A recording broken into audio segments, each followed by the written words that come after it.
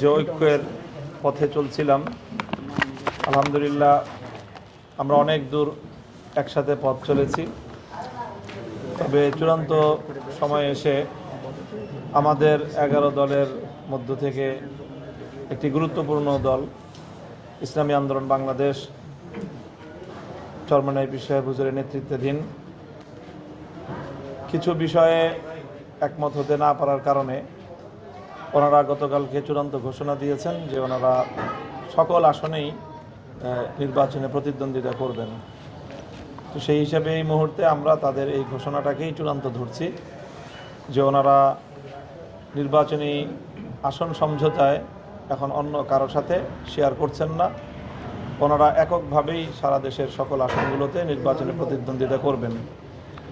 কাজে এই মুহূর্তে আমরা আর সমঝোতার তেমন কোনো আশাবাদ আর রাখছি না।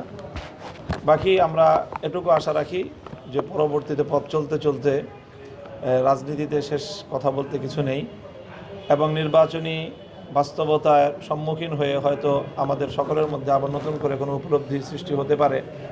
প্রতিদ্বন্দ্বিতার মাঠ থেকে জনপ্রত্যাশা জন আকাঙ্ক্ষার ভিত্তিতেও আমাদের মধ্যে আবারও সেই ভেঙে পড়া সমঝোতা আবার নতুন করে পুনর্নির্মিত হতে পারে, সেই আশাবাদ তো আমরা শেষ মুহূর্ত পর্যন্তই রাখবো ইনশাআল্লাহ। এবার তাহলে আর এই নির্বাচনের আগে তাহলে ঐক্য আর হচ্ছে না?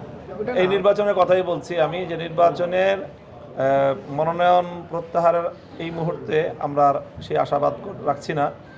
তবে নির্বাচন তো এখনও বেশ অনেক দিন বাকি আছে। 12ই ফেব্রুয়ারি নির্বাচনের আগেও যে কোনো সময়ই এটা একটা সমঝোতা হতেও পারে, যেহেতু জন আকাঙ্ক্ষা, সারা দেশের গণমানুষের প্রত্যাশা যে এক বক্স যে পলিসি আমরা নিয়েছিলাম সেটা ব্যাপক জনপ্রিয়তা পেয়েছে।